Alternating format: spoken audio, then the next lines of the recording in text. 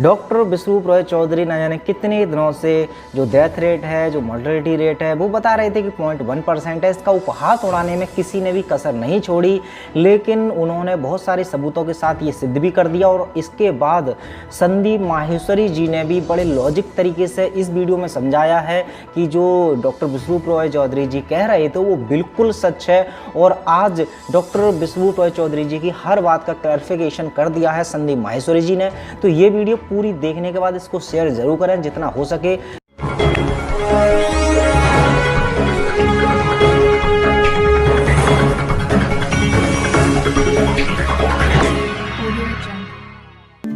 Most important चीज़ ये समझने वाली है कि हम डरे क्यों हैं।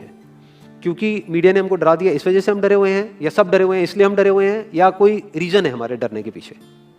बेसिकली जो इंफॉर्मेशन है जिसके बेस पे हम सोच रहे हैं वो इंफॉर्मेशन सही इंफॉर्मेशन नहीं है, वो कंप्लीट इंफॉर्मेशन नहीं है, वो इनकम्प्लीट इंफॉर्मेशन है। इस वजह से हम डरे हुए हैं। अगर एक बार क्लियर हमारे पास में इंफॉर्मेशन आ जाए, हमको क्लियरली समझ आ जाए कि एग्जैक्टली हो क्या रहा है, तो हो सकता है हमारा जो डर है वो बहुत ही कम हो जाए या फिर बिल्कुल ही खत्म हो जाए। करंट सिचुएशन ये है कि नियर अबाउट 2 लाख केसेस हो चुके हैं इंडिया में, करीब करीब 5,800 डेथ्स हो चुकी हैं, 40 लाख टेस्ट हो गए हैं। और ये सबसे इंपॉर्टेंट है समझना हमको कि इस टेस्ट का क्या रोल है, जो भी हमारा डर है उससे उसका क्या कनेक्शन है। तो अगर मैं किसी से भी पूछूंगा कि भाई आप क्यों डरे हुए हैं, वो कहेंगे कि इसमें डेथ रेट बहुत ज्यादा है। मैं कहूंगा कितना ज्यादा है, तो वो कहेंगे 2 लाख में से 5800 की डेथ हो गई है। तो दैट मीन्स कितना हो गया डेथ रेट, नियर अबाउट 3% हो गया। 3% का मतलब कि 100 लोगों को होता है, उसमें से 3 की डेथ हो जाती है। क्या ये सच है? पहले इसको समझने की कोशिश करते हैं कि 3% ये कितना है। टेस्ट कितने हुए अभी तक? 40 लाख हुए हैं। और अगर किसी को देखना है कि कितने टेस्ट हुए हैं, कितने हो रहे हैं डेली बेसिस पे, तो एक वेबसाइट है worldometers.info, वहां पर जाकर के आप देख सकते हो कि डेली बेसिस पे कितने टेस्ट बढ़ रहे हैं, किस किस कंट्री में कितने कितने हैं, वो सब आ जाएगा उसके अंदर। तो अभी टेस्ट समझना जरूरी क्यों है? क्या इंडिया की पॉपुलेशन 40 लाख है? नहीं है। इंडिया की पॉपुलेशन क्या है? 130 करोड़। उसमें से टेस्ट कितने हुए हैं? 40 lakh, which is not even 1%। 1% भी देखे तो 1 करोड़ 30 लाख होता है। तो 40 लाख टेस्ट हुए, जिसमें से केसेस कितने डिटेक्ट हुए? Near about 2 lakh. ये बिल्कुल ऐसा है जैसे मान लो कि अगर मैं आपसे पूछता हूं कि दिल्ली में रोड्स के ऊपर कितने एक्सीडेंट होते हैं, तो आप क्या कहोगे? आप कहोगे भाई मुझे नहीं पता। तो मैं कहूंगा पता करो, लेट्स फाइंड इट आउट कि भाई कितने एक्सीडेंट होते हैं। तो हमने क्या किया, 10 अलग अलग पॉइंट पे 10 सीसीटीवी कैमरास लगा दिए और उन सीसीटीवी कैमरास में कैप्चर करना शुरू कर दिया कि कितने एक्सीडेंट्स हो रहे हैं इन 10 अलग अलग पॉइंट्स पे। तो उसके बाद में मैंने 1 महीने बाद आपसे पूछा कि हाँ भाई दिल्ली में कितने एक्सीडेंट्स होते हैं, तो आप कह रहे हो डेली के 10 एक्सीडेंट होते हैं। तो मैं कहूंगा आपको कैसे पता? आप कहोगे भाई हमने कैमरास लगाया, उसमें कैप्चर हुआ है, हमारे पास में प्रूफ है। तो मैंने कहा लेकिन क्या 10 ही जगह हैं जहां पे वो कैमरास लग सकते हैं? दिल्ली में ऐसी कितनी जगहें हैं जहां पे कि कैमरास लग सकते हैं, लगने चाहिए अगर एक्चुअल में हमको डिटेक्ट करना है। तो सिर्फ ये नहीं ना कि उस 10 के बेस पे हम बोले कि भाई 10 एक्सीडेंट हो रहे हैं, क्योंकि दिल्ली में एक्चुअल में तो हजारों एक्सीडेंट्स हो रहे हैं डेली के। तो ये सारी हमारी कैलकुलेशंस ही गलत हो गई। इसलिए इसमें टेस्टिंग का बहुत बड़ा रोल है। मीडिया में जहां पर भी आ रहा है वहां पर डेली ये आ रहा है कि अच्छा कुछ दिन पहले तक 5000 केसेस आ रहे थे, अब 6000 केसेस बढ़ गए हैं, अब 7000 केसेस हो गए हैं, 8000 केसेस हो गए हैं। बट कोई ये नहीं देख रहा कि उसके साथ साथ में टेस्ट भी बढ़ रहे हैं। तो अब एक्चुअल में डेथ रेट कितना है उसको कैलकुलेट करना बहुत जरूरी है। उसी के बेस पे डिसीजन निकलेगा कि इससे हमको डरना चाहिए या नहीं डरना चाहिए। किसी भी बीमारी से हमको डरना चाहिए नहीं डरना चाहिए, that is not on the basis of कि उसका इलाज है या नहीं है। क्योंकि इलाज तो अभी तक सर्दी जुकाम का भी नहीं है, सर्दी जुकाम की भी कोई वैक्सीन नहीं है। क्या हम उससे डरते हैं? नहीं डरते हैं। क्यों? क्योंकि ज्यादा लोग नहीं मरते हैं। तो सबसे पहले डेथ रेट कैलकुलेट करते हैं कि एग्जैक्टली कितना है। कितने टेस्ट हुए? 40 लाख टेस्ट हुए, उसमें से 2 लाख लोगों को हुआ, तो नियर अबाउट एवरेज कितनी आई? 5% की। अगर यही हमने 4 करोड़ टेस्ट करे होते तो कितने डिटेक्ट हो गए होते? अब तक 20 लाख हो जाते। 40 करोड़ करे होते तो कितने हो जाते? 2 करोड़ हो जाते। टोटल अगर कर लिए होते हमने टेस्ट 130 करोड़ का, तो कितना नंबर निकल करके आ जाता? Near about 5 crore.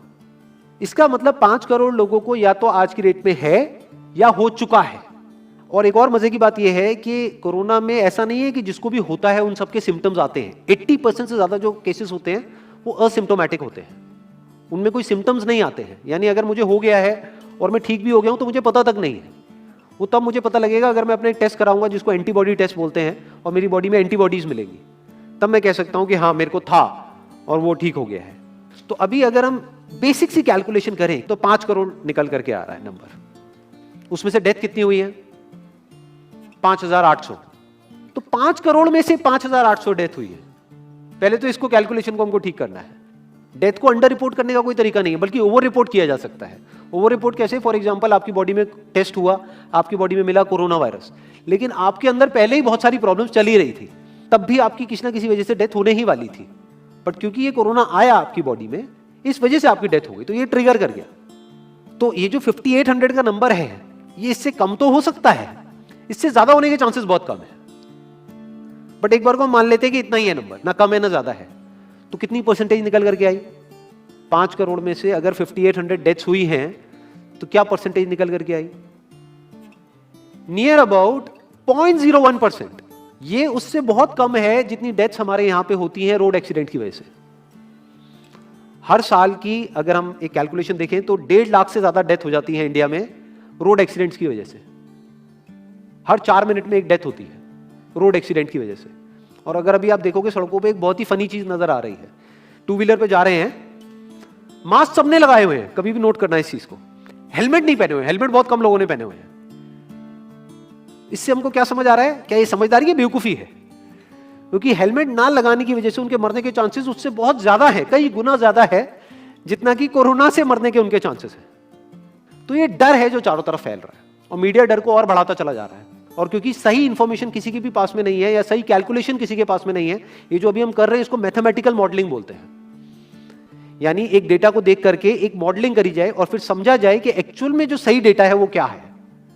ये नहीं कि लिमिटेड डेटा के बेस पे हम कोई भी कंक्लूजन ड्रॉ कर लें और उसके बेस पे डरते रहें।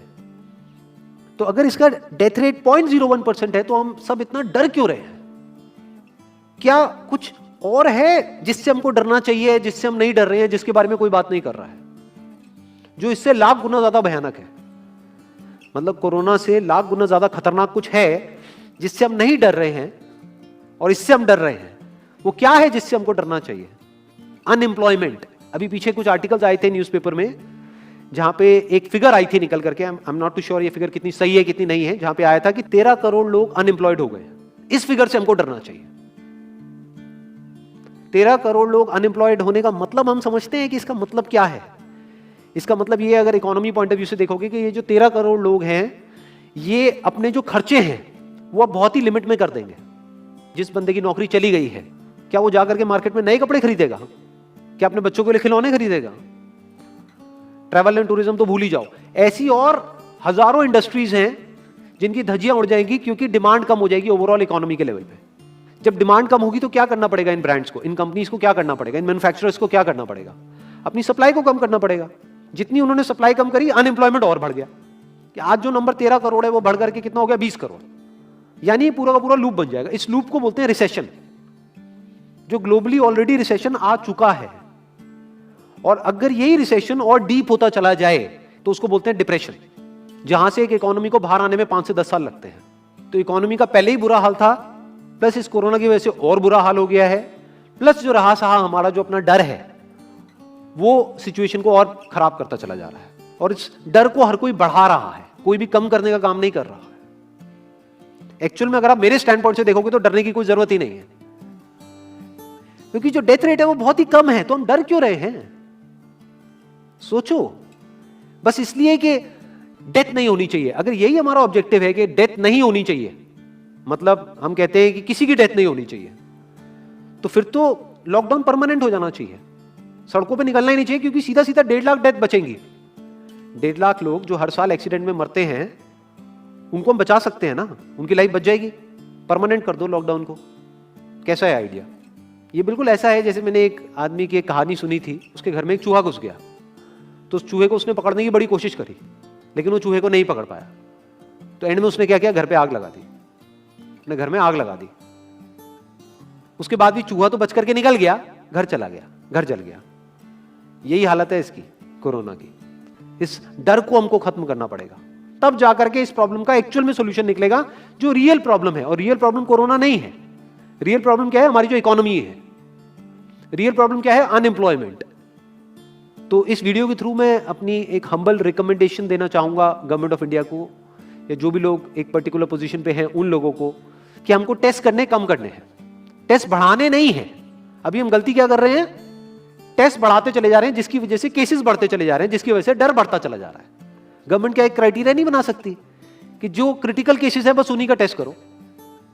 क्योंकि उन्हीं को हॉस्पिटल में एडमिट करने की जरूरत है, तो उन्हीं का टेस्ट होना चाहिए ना। जो वैसे ही ठीक हो रहे हैं, अपने आप ही ठीक हो रहे हैं, जिनको माइनर सिम्टम्स हैं और वो खुद ही ठीक हो रहे हैं, उनका टेस्ट करने की क्या जरूरत है?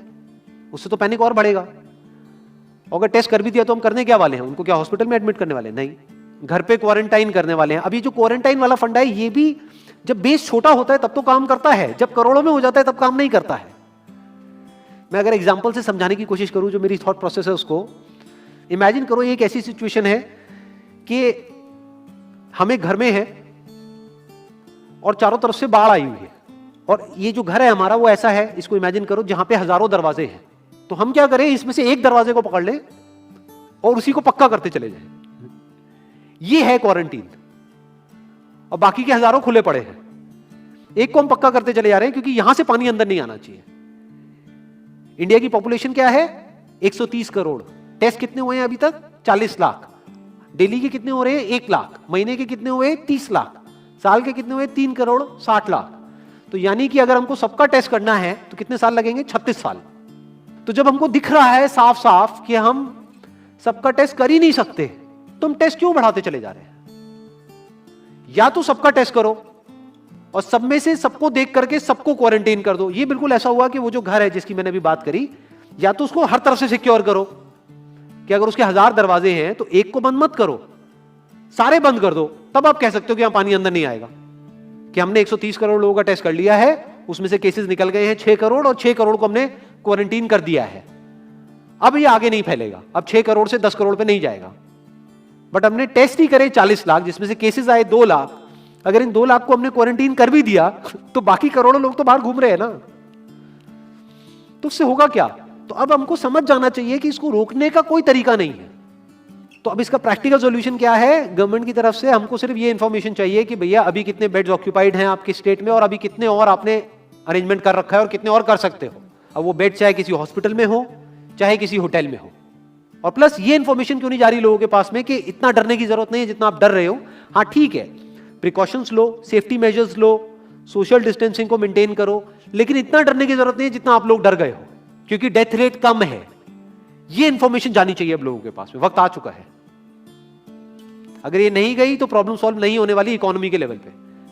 कॉन्फिडेंस खत्म हो चुका है, रियलिटी को हमको पहले समझना होगा। अभी प्रॉब्लम क्या हो रही है? हम कह रहे हैं कि हाँ कंस्ट्रक्शन एक्टिविटीज अलाउड है। गवर्नमेंट को क्या लग रहा है अलाउड बोल करके सारी प्रॉब्लम सॉल्व हो जाएगी। अलाउड तो हो गई, बट मेरे जो फ्रेंड्स हैं जो कंस्ट्रक्शन इंडस्ट्री में हैं वो बता रहे हैं कि लेबर ही नहीं है, लेबर सारी अपने गांव चली गई है। तो अब कौन कंस्ट्रक्शन करेगा वहां पे? अब ये लेबर चली तो गई है, इसको वापस कैसे बुलाओगे? मीडिया में अगर रोज ये दिखेगा कि केसेस बढ़ रहे हैं, केसेस बढ़ रहे हैं, केसेस बढ़ रहे हैं, वापस आएंगे वो लोग? 1 से लाख नहीं आएंगे। तो उनको मीडिया में क्या दिखना चाहिए, न्यूज में क्या दिखना चाहिए कि अब ये प्रॉब्लम सॉल्व हो रही है। तो लोगों के अंदर का डर निकलना चाहिए। यानी जो भी मैंने अभी तक कहा, अगर मैं उसको सम अप करूं तो वो क्या है प्रैक्टिकली, अगर पॉइंटर्स में सॉल्यूशन देखा जाए। नंबर 1 मोस्ट इंपॉर्टेंट, टेस्ट धीरे धीरे हमको कम करने हैं, बढ़ाने नहीं है। दिन के 1 लाख टेस्ट हो रहे हैं, मैं ये नहीं कह रहा कि एकदम से 10,000 कर दो, 1 लाख के 90,000 कर दो, एटलीस्ट बढ़ाओ मत। समझ गए? 1 लाख के 1.5 लाख टेस्ट मत करो दिन के, 2 लाख मत करो, क्योंकि तब भी 36 साल लगेंगे पूरा करने में। अगर आपने स्पीड डबल भी कर दी तब भी 18 साल लगेंगे। 18 साल तक तो पता नहीं ये बीमारी कहां होगी, किसी को याद तक नहीं होगा। तो करना क्या है गवर्नमेंट को? अगर थोड़ा सा सेंसिबली चले कि टेस्ट को धीरे धीरे कम करते चले जाओ, यानी 1 लाख से 90,000 कर दो, फिर कुछ दिन बाद 80,000 कर दो, फिर 70,000 कर दो। इसकी वजह से क्या होगा? मीडिया में केसेस कम होते हुए दिखेंगे, अखबारों में केसेस कम होते हुए दिखेंगे, हर जगह पे जहां पे अभी आ रहा है कि अभी तक की सबसे बड़ी फिगर, आज तक के सबसे ज्यादा केसेस, वो सब धीरे धीरे कम हो जाएंगे। कम मीडिया में पैनिक फैलेगा, कम पैनिक फैलेगा लोगों में, धीरे धीरे लोग बाहर निकलना शुरू होंगे, जो अभी नीड ऑफ द आवर है। धीरे धीरे लोग बाहर निकलेंगे, धीरे धीरे डिमांड बढ़ेगी, धीरे धीरे लोगों में कॉन्फिडेंस आएगा, धीरे धीरे लोग जो गांव चले गए हैं वो वापस आएंगे। एक्चुअल में काम शुरू होगा, ऑन पेपर नहीं कि काम शुरू हो गया है, एक्चुअल में लोगों का काम शुरू होगा, लोगों का काम शुरू होगा, इकोनॉमी शुरू होगी। बिल्कुल ऐसा है जैसे 2 महीने के लिए आप किसी गाड़ी को बंद करके कहीं पे रख दोगे राज में, तो क्या होगा? बैटरी डाउन हो जाएगी। उस वक्त क्या करना पड़ेगा? उसको धक्का मारना पड़ेगा। तो अभी उस धक्के की जरूरत है, जंप स्टार्ट की जरूरत है। अब जो टाइम है वो डरने का नहीं है, इस डर को खत्म करने का है। क्योंकि कोरोना ने जितने लोगों को नहीं मारा, ये डर मारने वाला है असलियत में। तो अब इस डर को खत्म करने का टाइम आ गया है। अब हम सबको मिलकर के दिमाग ये लगाना है, ये नहीं कि डर को कैसे बढ़ाएं, बल्कि दिमाग ये लगाना है कि डर को कैसे कम करें या खत्म करें और लोगों के कॉन्फिडेंस को कैसे वापस से लेकर के आए।